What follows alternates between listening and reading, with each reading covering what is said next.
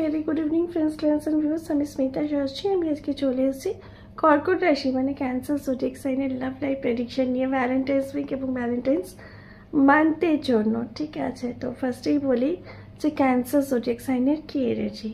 তো I think আমাদের যে ইন্ট্রোডাক্টরি সংটা দেয় সেটা থেকে প্রিয়ব্রত এডিট করে তোমরা কিছুটা বুঝতে পারো যে কেমন কার কি লাভ লাইফের সিচুয়েশন। তো কর্কট রাশির ক্ষেত্রে এখন এই ভ্যালেন্টাইন্স মান্থের জন্য লাভ লাইফ এনার্জি একটু সোলো এনার্জি। যারা সিঙ্গেল আছো তারা খুব নিজেকে সোলো ফিল করছো, তারা রিলেশনশিপে যেতে চাইছো, বাট রিলেশনশিপে যাওয়ার জন্য তারা নিজেকে ইনসিকিওর মনে করছো, কেননা প্রিভিয়াসলি তোমাদের সাথে যে ঘটনা ঘটে গেছে সেক্ষেত্রে এখন তোমরা কাউকে প্রপোজাল দেওয়ার ক্ষেত্রে মানে যদি কাউকে ভেবেও থাকো তোমাদের মনে হচ্ছে যে সেই সম্পর্কের ডিউরেশন থাকবে, তো এবং সেই কারণে তোমরা সম্পর্কে যেতে খুব দ্বিধাগ্রস্ত হচ্ছ বা কুণ্ঠিত বোধ করছো, এবং সেই কারণেই সোলো এনার্জি কর্কট রাশির মধ্যে যারা সিঙ্গেল আছে তাদের মধ্যে কাজ করছে।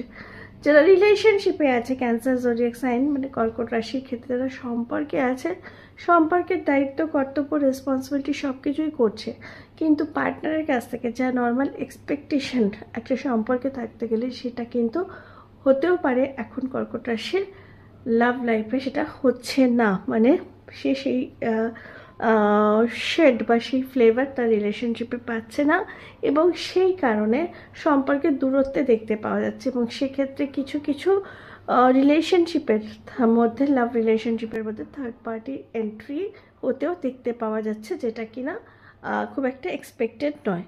যাদের ব্রেকআপ হয়ে গেছে সেই কর্কট রাশির মানুষরা তারা খুব মানে হার্ট ফিল করছে, এবং তারা মনে করছে যে এই সম্পর্কে আবার রিপেয়ার করার জন্য সে যাবে না তার পার্টনার আবার ফিরে আসবে, এইরকম একটা এনার্জিতে আছে। কিন্তু অবশ্যই পার্টনার ফিরে আসার একটা পসিবিলিটি আছে, নতুন সম্পর্কে যাওয়ার খুব একটা যোগ নেই। ম্যারিড কাপলসের ক্ষেত্রে কি না একটা অ্যাডজাস্টমেন্ট চলছে, আন্ডারস্ট্যান্ডিং চলছে, কিন্তু সেক্ষেত্রেও আমি বলবো যে ম্যারিড কাপলসদের মধ্যে যে বন্ডিং থাকা দরকার ছিল বা ছিল সেটার পরিমাণ কিন্তু কমবে। ম্যারিড কাপলসের ক্ষেত্রেও কিন্তু সোলো এনার্জি কাজ করবে, এবং কিছু কিছু ক্ষেত্রে এক্সট্রা ম্যারিটাল অ্যাফেয়ারেরও পসিবিলিটি আছে কর্কট রাশির পার্টনারদের জন্য। সেক্ষেত্রে তোমরা নিজেকে একটু ইনসিকিওর এবং সোলো ফিল করবে। তাহলে ওভারঅল কর্কট রাশির রিডিংয়ের পরে দেখতে পাওয়া যাচ্ছে যে কর্কট রাশির মানুষরা এই ভ্যালেন্টাইন্স মান্থে যেখানে আরও কি বলবো ইউনাইটেড থাকা উচিত, সেখানে একটা সোলো এনার্জি আমার সেটা ইন্ট্রোডাকশন সং শুনে তোমরা অবশ্যই ইন্ট্রোডাক্টিভ সংটা শুনেই বুঝতে পারবে।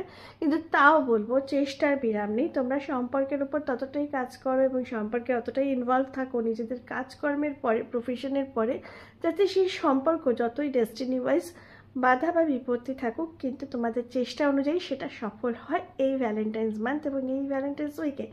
তো এই ছিল আমার কর্কট রাশি বা ক্যান্সার জোডিয়াক সাইনের জন্য রিডিং। আমি আছি নেক্সট ভিডিও নিয়ে। টিল এন্ড bye bye and good night.